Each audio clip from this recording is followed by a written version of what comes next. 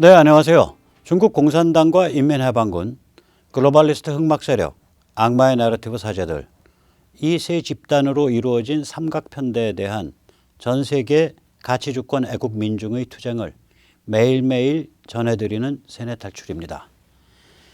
오늘은 이제 미국에서 벌어지는 일, 또 미국과 러시아에서 벌어지는 일, 또 이스라엘과 아랍의 반발, 이런 걸 좀 종합적으로 말씀드리도록 하겠습니다.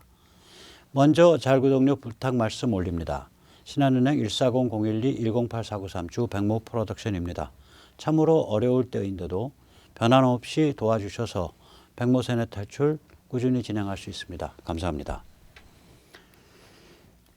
트럼프 이렇게 뛰는 거 보면 확실히 지능적이에요. 지금 자체 소셜 미디어 플랫폼을 가져가겠다. 그러니까 자체 소셜 미디어 그 사이트를 가져가겠다. 자체 사이트 가져가겠다. 이 소리인데 저는 이게 굉장히 지능적이고 또 필요한 일이라고 생각을 합니다. 이제 경쟁 상대가 그러면 이게 페이스북, 트위터, 유튜브냐? 저는 아니라고 봅니다. 좀 달라요. 또 경쟁 상대가 그러면 이 자유보수 성향의 소셜미디어, 예를 들어서 갭, 미위, 팔러 이런 거냐? 그것도 아닙니다. 이거 뭐냐면은 마가 사이트가 비디오 스트리밍과 그리고 소셜 미디어적 성격을 가지고 있는 거라고 보셔야 돼요. 마가 사이트를 만들겠다는 거예요. 그럼 당연히 사람들이 여기만 달라붙어서 있는 게 아니라 여기 와서 뭔가 캐치하고 그리고 그걸 가지고 들고 나가서 갭, 미위, 팔러에서 이야기를 하고 그걸 가지고 들고 나가서 페이스북, 트위터, 유튜브에 가서 얘기를 하죠. 그러니까 일종의 해방국 혹은 그 단속받지 않는 검열 단속, 검열 탄압을 받지 않는 그런 지구. 이걸 생츄어리라고 그러죠. 일종의 생츄어리예요. 그리고 이 사이트의 그 멤버십이 곧바로 조직 멤버십이거든요. 이 멤버십과 커뮤니티를 만들겠다 이겁니다. 극단적으로 말하면 이런 거죠. 만약에 정말 활동력이 있는 활동적인 사람들로 해서 한 3, 40만 명의 멤버십을 가진 게시판 하나 만들 수 있다면 대한민국 정치 확 바뀝니다. 그러면 미국을 그걸 그대로 옮겨서 생각하면 미국이 한국 인구의 한 7배 가까이 되거든요. 6.5배 정도 되니까 그러면 미국 인구로 계산해 보면 한 150만, 200만 모여버리면은 끝난다는 건데 지금 트럼프가 이런 사이트, 마가 사이트를 열었을 때 거기 회원 가입할 사람이 150만, 200만이 아니죠. 1억에서 1억 5천만쯤 됩니다. 회원 가입할 사람이. 미국에서만. 이 정도가 되면 이거는 하나의 정치 어떤 그 같은 정치 성향의 사람들, 마가 성향의 사람들이 모이는 사이트지만 이 정도 규모가 되면 이 안에 비디오 스트리밍 넣을 수 있고요. 지금 트럼프 같은 경우는 유튜브도 지금 계정 정지를 매겨놨거든요. 트위터 계정 정지, 유튜브 계정 정지, 페이스북 계정 정지 다 계정 정지 먹여져 있다고요. 그럼 트럼프의 비디오 스트리밍 1인 쇼 여기서 비디오 걸어놓고 땡겨가라 이거지. 아이프레임으로 다 쏴주겠다 이거죠. 어디를 땡겨가거나. 뭐 땡겨가면 그냥 안내 링크 걸고 트럼프가 여기서 무슨 얘기했다 이렇게 써올릴 거 아니에요. 그 다음에 여기에 모이는 사람들끼리 이제 트위터나 인스타그램처럼 짧은 글, 짧은 그림들 막 올리고 그럼 그거 보고 있으면 전국 각지에서 무슨 일 벌어지고 있구나. 그냥 느낌 오겠죠. 또 여기에 모이는 사람들끼리 페이스북과 같이 서로 커뮤니티 만들고 이런 걸 엮은 거를 아마 지금 만들고 있을 텐데 이거를 이렇게 제한적으로 생각을 하면 그러니까 페이스북이나 트위터는 기본적으로 전 세계에 뭐 5억, 6억, 10억을 생각하고 만들어야 돼요. 근데 그게 아니라 처음에 한 5천만 명 생각하고 만들어서 돼가는 거 봐서 여러 가지 늘려가지고 좀 더 기능 확대하고 그래서 미국에서 한 1억에서 1억 5천만, 미국 밖에서 로그인 회원, 빌로그인 회원 말고 로그인 하는 사람 그냥 그걸로 1억에서 한 3억 가져가겠다. 이렇게 좁게 생각을 할 수 있다고 이게 비교적. 잃어버리면 시스템 하중도 쉽고요. 시스템이 온갖 경우를 다 디자인할 필요가 없거든요. 딱 그 실링이 정해졌다고, 천장이, 그 한계치가, 상한선이. 그럼 이제 시스템 개발이 편해져요. 굉장히 빨라지고. 그래서 이게 이런 거가 되죠. 이거를 저는 할 필요가 있다고 생각을 해왔고요. 이거 하는 사람들은 따라서 아까도 말씀드렸지만 하루 종일 여기만 붙어 있는 게 아니라 여기서 뭔가 정보를 캐치를 하고 자료를 캐치해서 그걸 들고 나가서 팔러에서, 미위에서, 갭에서 이야기하고 또 그걸 들고 나가서 페이스북에서, 트위터에서, 유튜브에서 이야기하고 그런 게 되겠죠. 저는 그래서 이거는 반드시 해야 된다. 왜냐하면 트럼프가 워낙 큰 기반을 갖고 있다고요. 작게 봐서 표를 7,400만 표 받았으니까 작게 봐서 한 5, 6천만 기반을 갖고 있거든요. 아주 충성도가 높은 기반을.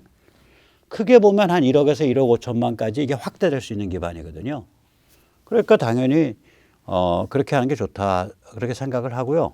이걸 이제 제이슨 밀러라고 트럼프 진영 대변인이 이거 한 2, 3개월 후에 오픈한다. 그러니까 5, 6월에 오픈한다. 저도 충분히 가능하다고 봐요. 왜냐하면 아까도 말씀드렸지만 전 세계 80억 명이 전 세계 각국에서 다 모여가지고 만들어내는, 그래서 몇 명이 올 줄 모르는 상황. 일대의 그 시스템에 대한 요구하고 비교적 좁은 범위의 시스템에 대한 요구가 완전히 달라집니다.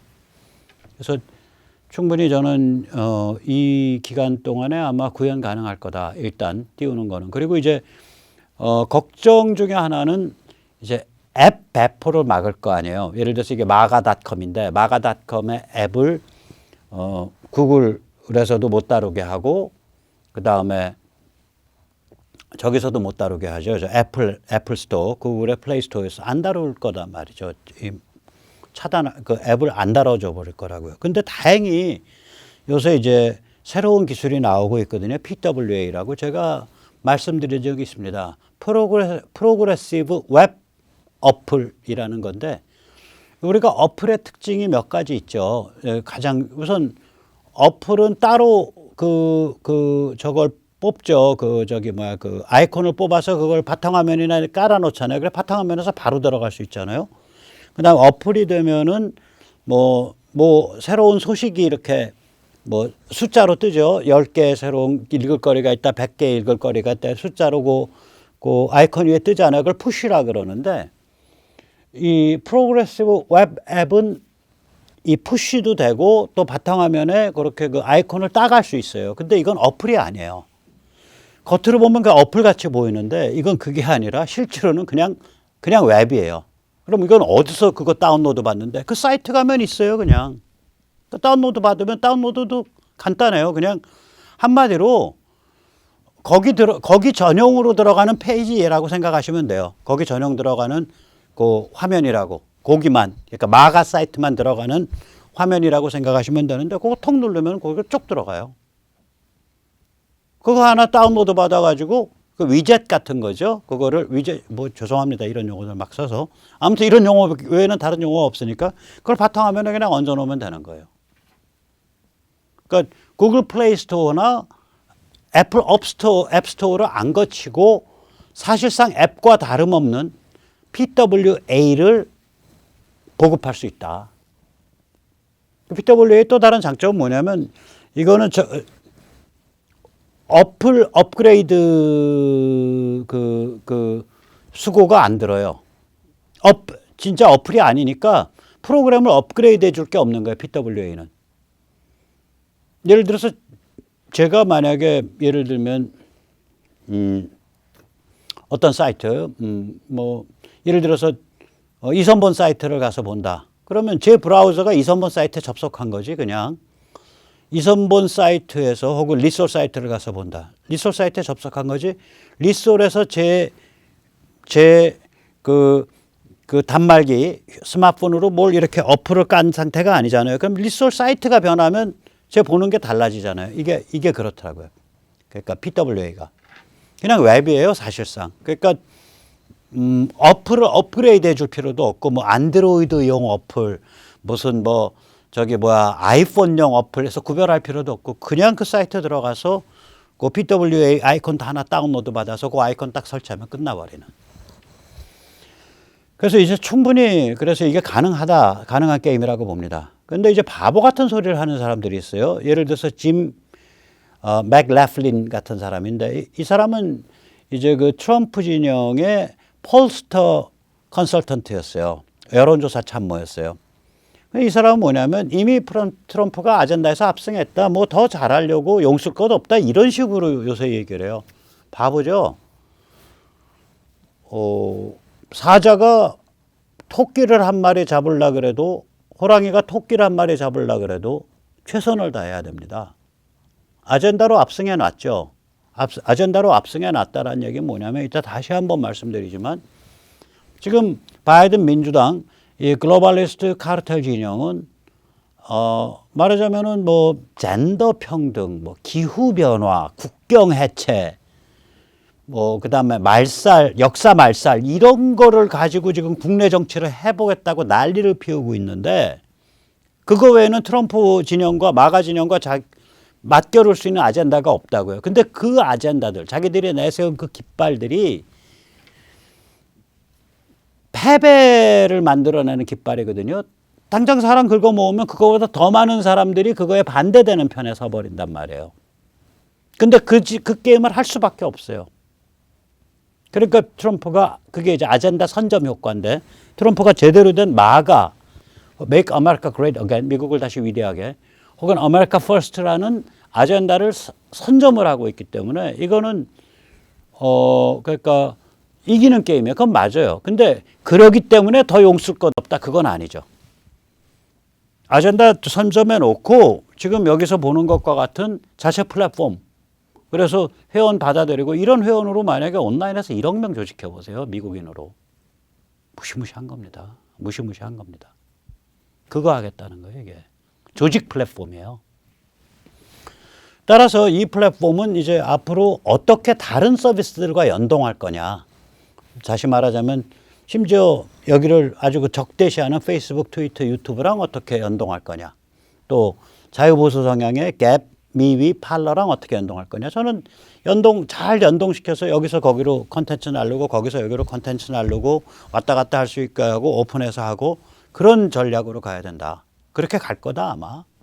또 하나의 트위터 만들겠다. 또 하나의 페이스북 만들겠다. 또 하나의 팔러 만들겠다. 이게 아니다. 이건 굉장히 포커스가 맞아 있는 조직용 사이트다. 조직용 플랫폼이다. 단지 그 툴이 비디오 스트리밍도 좀 들어있고 트위터나 인스타그램과 같은 짧은 메시지를 퍽퍽 띄우는 그것도 들어있고 페이스북과 같은 커뮤니티를 만드는 기능도 들어있고 그럴 뿐이지. 근데 이런 건 기술이 다 이미 나와 있단 말이죠. 예를 들어서 페이스북 같으면요. 제가 잘은 모르는데 전 세계 어느 한순간에 한 10억 명쯤 접속할 거라고요. 페이스북이 요새. 10억 명이 다른 10억 명에게 서로 좋아요, 싫어요 누르고 친구 맺기 하고 친구 삭제하고 이거를 생각을 해야 돼요. 근데 5천만 명이 할 때의 기준하고 10억 명이 할 때의 서비스 기준이 다르다고요. 회원이 1억 5천 정도 되면요. 어느 한순간 많이 접속해봐야 1,500만 명 정도 접속할 거예요. 회원이 1억이면 1,500만 명. 그러니까 그 서비스의 난이도가 페이스북이나 트위터의 약 100분의 1 정도가 돼요. 조금 더 이제 말씀 조금 더 드리면은 예를 들어서 1,000만 명이 동시 접속 상태에서 일어날 수 있는 변화는 이제 페이스북 같은 기능 서로 엮일 수 있는 어느 한순간에 그거는 10억 명이 동시 접속해서 일어날 수 있는 변화의 폭의 10,000분의 1밖에 안 됩니다. 왜 그러냐면 이게 1,000만 곱하기 1,000만이거든요. 1,000만 명이 1,000만 명과 엮이는. 그러면 10억 곱하기 10억이면은 100분의 1이 돼서 10,000분의 1밖에 안 되는 거예요. 그래서 이거는 충분히 그런 각도에서 이걸 접근하면 상업용으로 딱 들어가는 순간 전 세계 동시 접속 10억 명, 5억 명을 생각하고 시스템 디자인이 들어가요. 이런 것들은. 근데 이게 상업용이 아니라 동시 접속 한 1,000만 명이면 우리는 돼. 이렇게 해서 커다란 사이트라고 생각하고 들어가는 순간 모든 게 편해집니다. 그래서 저는 충분히 가능한 일이고 이거 한번 이렇게 해보시는 게 좋을 것 같다라고 생각합니다. 지금 그 트럼프 진영이 계속 이기고 있어요. 지금 굉장히 큰 승리가 있었는데요. 3월 20일 날. 이게 미주리 연방하원 보궐선거거든요. 현지 날짜 3월 20일이니까 우리 날짜로 치면 이제 토요일 날 있었던 일인가요? 일요일 날 있었던 일인가? 일요일 날 있었던 일이죠. 예, 이게 이제 루지애나 연방하원 보궐선거인데요. 지난 선거 11월 그게 3일에 있었던 선거의 당선자가 류크 매틀로우 공화당이었습니다. 근데 이 나이도 많지 않은 이 매틀로우 당선자가 코로나로 숨졌어요. 12월 초에. 그래서 류크 매틀로우의 미망인 줄리아 매틀로우가 출마를 했습니다. 공화당으로. 트럼프가 지지 성명을 3월 10일 날 내줬고요. 선거는 3월 20일 날 일어났습니다. 재밌는 건 이 남편이 류크 매틀로우가 62% 득표를 했었어요. 근데 요번에 줄리아 매틀로우가 이게 얼마냐? 65% 득표를 했습니다. 그럼 3%포인트 더 높게 나왔거든요. 이게 이제 무시무시한 얘기인데 3%포인트가 더 높아졌다는 얘기는 격전지에선 거의 10,000표가 더 높아졌다는 얘기예요. 그러면 만약에 이 추세가 격전지 전체에 해당하는 추세다 지금. 공화당 트럼프 그 동맹 세력, 트럼프 공화당 동맹 세력은 TR 얼라이언스라고, 뭐 트럼프 리퍼블리칸 얼라이언스라 그러면 TR 얼라이언스라고 이름을 붙여보자고요. 이거가 제대로 작동하면서 3%포인트가 높아졌다는 얘기는 다 이게 다른 격전지로 확산이 된다는 얘기는 격전지를 싹쓸이 한다는 소리예요, 이게. 무시무시한 지금 케이스가 하나 나왔어요. 왜냐면 류크 매틀로우의 62% 득표는 이건 작은 득표가 아니거든요. 그러면 작은 득표가 아닌 이미 굉장히 압도적 승리에서 3%포인트 더 올라간다는 건 굉장히 어려워요, 사실. 이게 세상 일이 그렇잖아요. 예를 들어서 순도 90%짜리 황산 별로 안 비쌉니다. 근데 순도 99%짜리 황산 딱 들어가면 가격이 뭐 한 2배쯤 높아지는 게 아니라 가격이 갑자기 한 서너 배 높아져요. 순도 99.9% 되면 가격이 한 10배, 20배 높아져요. 90% 대비. 순도 99.99% 되면 가격이 100배 높아져요.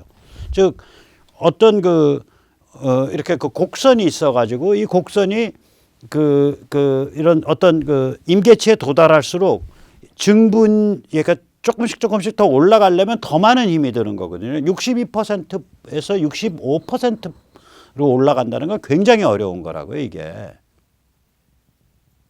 65까지 갔다는 얘기 아니에요. 그러면 전체적으로 봐서 3%포인트 격전지에서 뭐 51이냐 50이냐 49냐 가지고 당락이 왔다 갔다 하는데 거기서 3%포인트 올라가는 그 추세로 갈 가능성이 굉장히 커요. 이게 루지아나 한 군데가 아니라. 그러면 이건 격전지에 싹쓸이 한다는 얘기죠. 이런 와중에 이제 미국 이 애국 민중들 미국에서 보면 이제 그 투쟁이 이제 말하자면 각 부문 각 층위에서 다 일어나고 있습니다. 그럼 각 층위라고 하면 뭐냐면 카운티 차원, 그 다음에 주 차원, 연방 차원. 이 아칸사 주가 극단적 페미니즘과 젠더 평등에 대한 선전포고를 했어요. 이게 뭐냐면 낙태 전면금지법을 통과시켰습니다. 니어 토탈 어보션이에요. 거의 전면금지예요.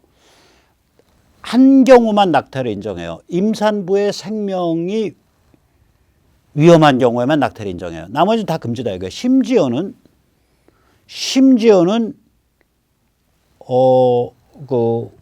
근친상간에 의한 임신 혹은 강간에 의한 임신까지도 낙태하면 안 된다라는 주법을 통과시켜 버렸어요. 이거 어기면 벌금이 10만 달러까지 최대, 징역형이 최대 10년까지 하는 그런 법을 통과시켰어요, 엊그저께. 여기에 대해서 주지사가 한 말이 굉장히 의미심장합니다. 나 이 법에 서명했다.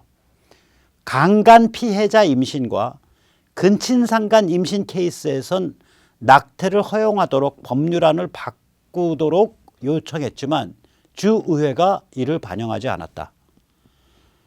그럼에도 내가 이 법률안에 서명한 까닭은 이 법이 연방법원이 낙태 조건을 다시 엄격하게 규정하도록 연방법원과 법률 투쟁을 벌이기 위한 싸움판을 만드는 것이기에 일단 서명해서 통과시켰다. 이 법에 대해서 이제 반헌법이라고 제소를 할 거 아니에요. 연방법원이 전에 판례를 잘못 남겨가지고 아주 애매한 판례를 남겨서 이 그 낙태 거의 전면 자유화 비슷하게 돼버렸어요. 그게 법에 그렇게 있는 게 아니라 판례에 그렇게 있는 게 연방법은 그 판례를 뒤집어 엎으려는 거예요. 그러니까 극단적인 법을 통과시켜 놓고 싸움을 붙여버린 거라고 이게. 이 극단적 페미와 젠더 평등을 주장하는 자들의 로직은 이렇습니다. 우리나라에서도 이거 하잖아요. 이런 주장이죠. 그 대법원 가져가서 뭐 헌법소원 가져가서 아마 이겼었죠. 그래서 요새 낙태가 굉장히 널널해진 걸로 압니다. 여성은 애 낳는 동물이 아니다. 낙태냐 출산이냐에 대해 출산 순간까지 여성은 존엄한 자유를 누려야 한다. 한마디로 탯줄 자르고 애 응애하기 전까지는 낙태시킬 수 있다 이거예요.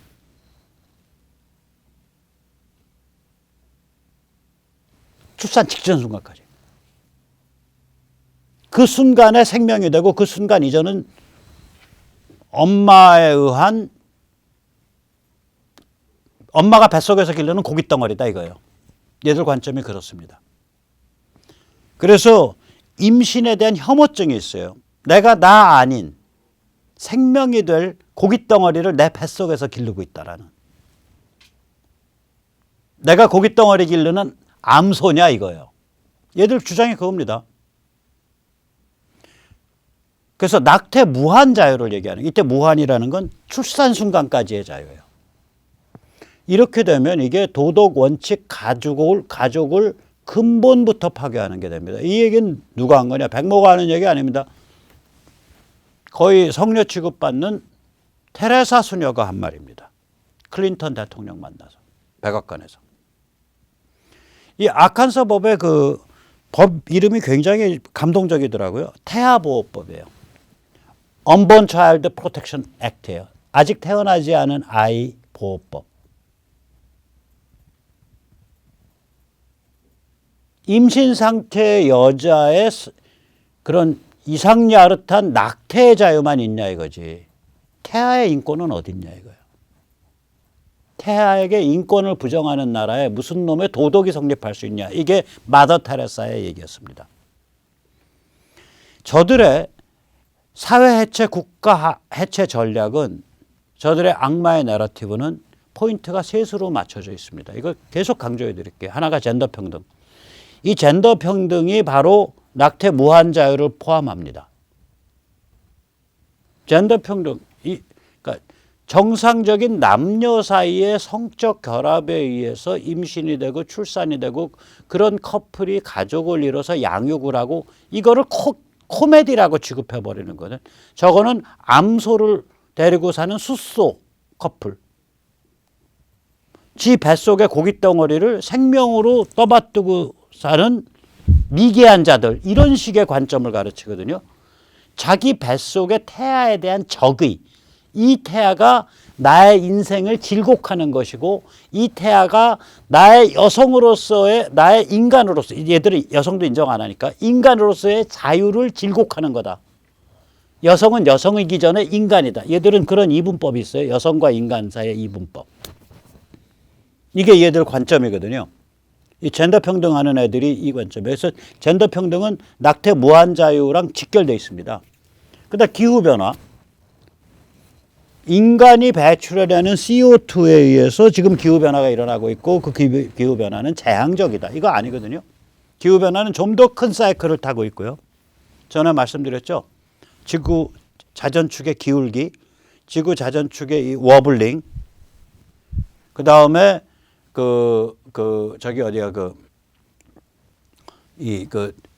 지구가 태양을 공전하는 그 공전 타원형의 이심률, 그러니까 이센트리시티, 그러니까 뭐냐면은 타원에 원래 그 센터가 두 개잖아요. 타원은 그 센터가 유지되는 게 아니라 타원이 이렇게 돌다가 약간 이렇게 돌다가 또 약간 이렇게 돌다가 이게 왔다 갔다 해요. 그러면 이제 이런 일들이 벌어지면 예를 들어서 지구 자전축이 똑바로 섰다. 그러면 땅이 많은 북반구에 입사되는 태양각이 비스듬해져 버려요. 그러면 땅이 많은 지역에서 얼음이 많이 얼게 돼요. 이 사이클이거든요. 큰 큰 사이클이 그거고 CO2는 오히려 그 안에서 노는 작은 변화입니다. 근데 얘들은 큰 건 얘기를 안 하죠. 큰 건 얘기를 안 하고 작은 변화만 얘기하죠. 그 CO2 자체는 좀 더 많이 증가돼도 오히려 기후를 따뜻하게 하고 식물을 잘 자라게 하고 또 농산물을 많이 만들어내고 이런 장점도 있단 말이에요. 그걸 악으로 규정해 버리잖아요. 문명에 대한 증오심을 키우는 거죠. 문명에 대한 죄책감. 역사 말살. 과거에 대한 증오심과 죄책감을 키우죠. 친일파, 백인 우월주의, 시스테믹 레이시즘. 이 역사 말살이 미국에서는 이게 국경 해체랑 또 이민 관리 해체랑 관계가 있습니다. 미국이 원죄가 많은 나라니까 체계적 인종주의에 의해서 만들어져 오고 운영되어 온 나라니까 이제라도 국경을 열어야 된다. 전 세계 모든 사람이 자유롭게 올 수 있도록 해야 된다. 뭐 이런 이상한 죄책감을 막 불지르죠.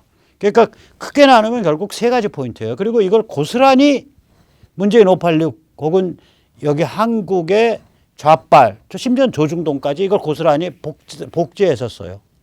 젠더 평등, 기후변화, 역사 말살.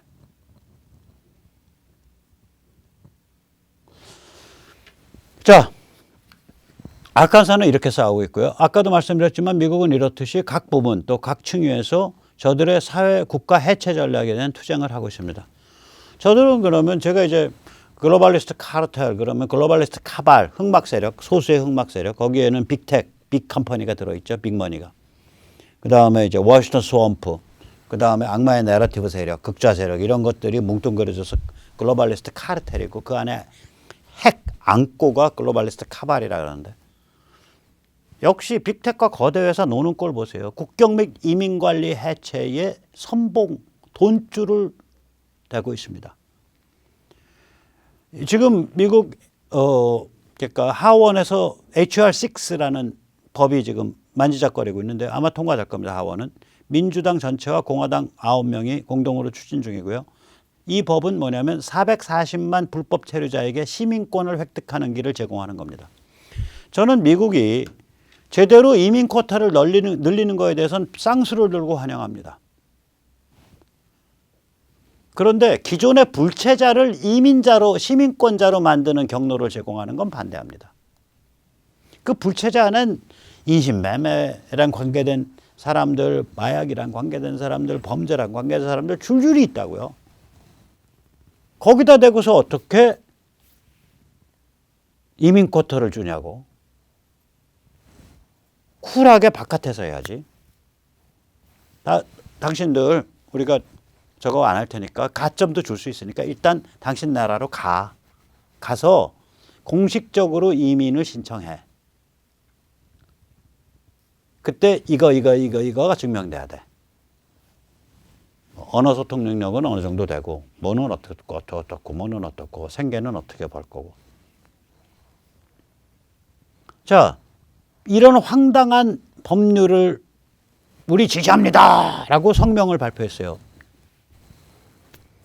성명 발표하면서 조직 이름을 하나 근사하게 달았습니다. 아메리칸 드림 연합 Coalition for the American Dream이라고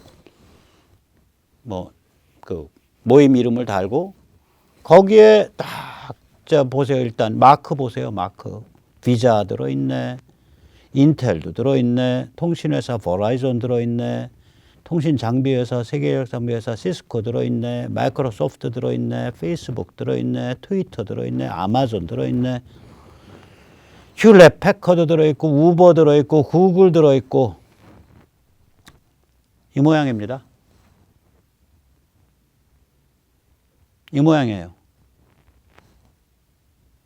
그 다시 말하면 빅텍과 주식회사 미국이 완전히 악마의 내러티브, 국가 해체, 국경 해체, 이민 관리 해체 이것에 놀아나고 있는 거예요. 그래서 며칠 전에 제가 세네 탈출에서 그 말씀드렸잖아요. 어떤 그 미국 평론가의 말을 인용을 해서 주식회사 미국의 빅머니와 빅컴퍼니들이 이거 정말 빅컴퍼니 아닙니까? 세계적 컴퍼니 아니에요. 빅머니와 빅컴퍼니들이 미국의 빅머니와 빅컴퍼니들이 워크 레프티즘, 그러니까 깨진보 좌파,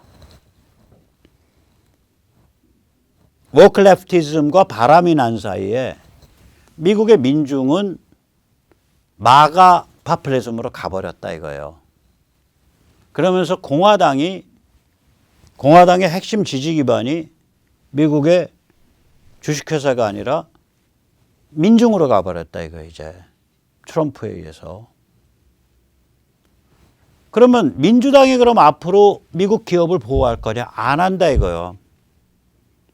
그러면 여기 지금 이름 걸고 있는 회사들 그중에 빅텍 빼고 빅텍이야 내놓고 지금 완장질하고 있으니까 빼고 나머지 멀쩡한 회사들 비자나 버라이즌이나 존슨앤존슨이나 저기 뭐야 니들은 앞으로 하이아트나 니들 앞으로 누가 보호해 줄 거냐 이거야.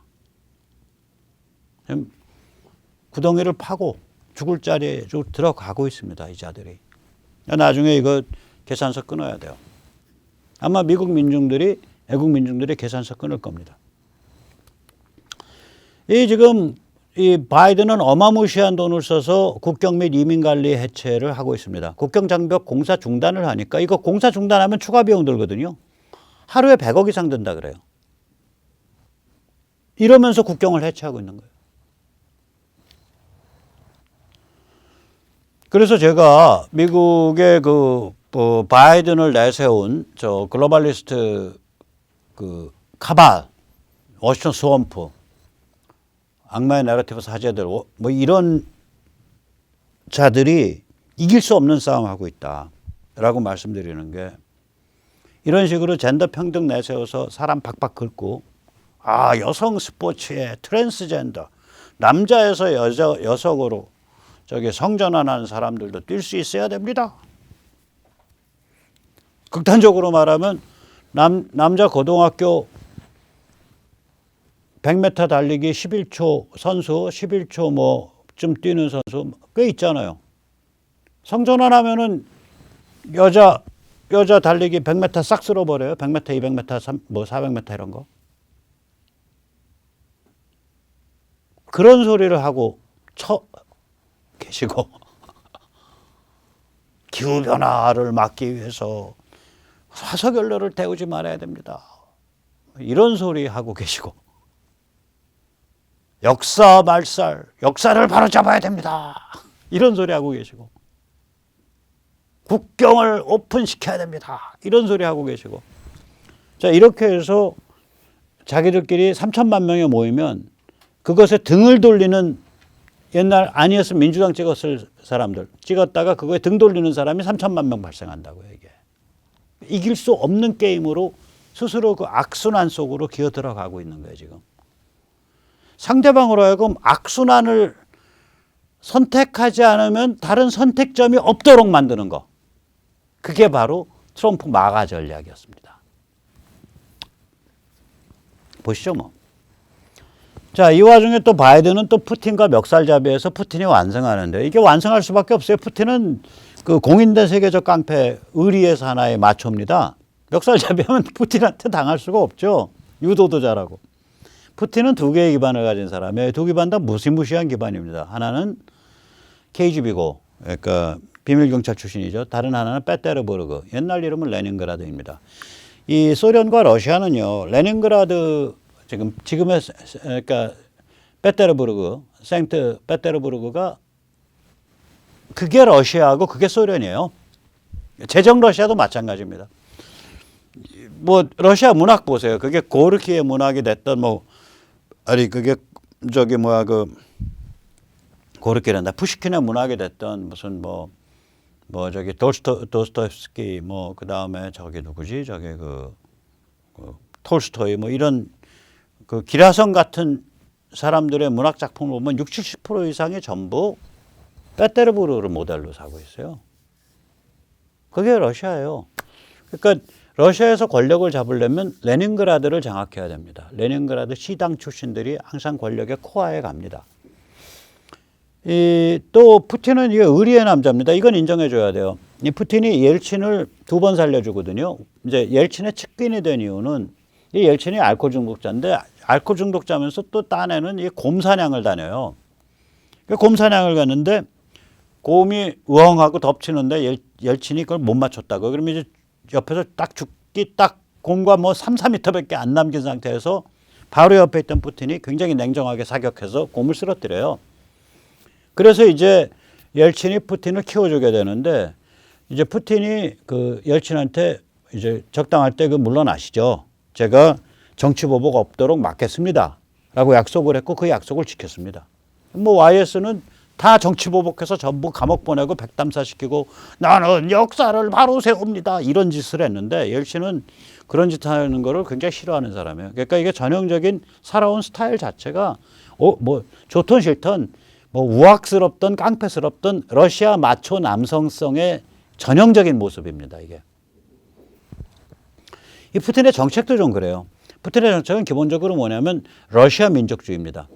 이 소련이 붕괴할 때 그 중에서 제일 단물을 챙긴 게 누구냐면 유대인 커넥션들입니다.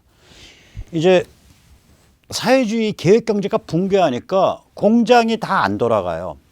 그럼 공장을 30개, 50개를 엮으면 이 공장에서 나온 걸 저 공장으로 다른 공장에 또 배급하고 그 공장 나온 거 다른 거 배급하고 이러면은 그 하나의 상당히 자급자족적 네트워크가 되잖아요. 그러면서 이제 밖으로 떨어지는 떡고물은 또 바깥에 있는 시장 나가서 팔고 이 네트워크를 엮어낸 자가 그 4, 50개의 멀쩡한 공장을 한꺼번에 소유권을 장악하게 돼요. 이걸 가장 잘 엮은 게 유대인 커넥션들입니다. 그래서 이 유대인 졸부들이 쫙 푸틴이 집권했을 때 러시아 경제를 장악하고 있었어요.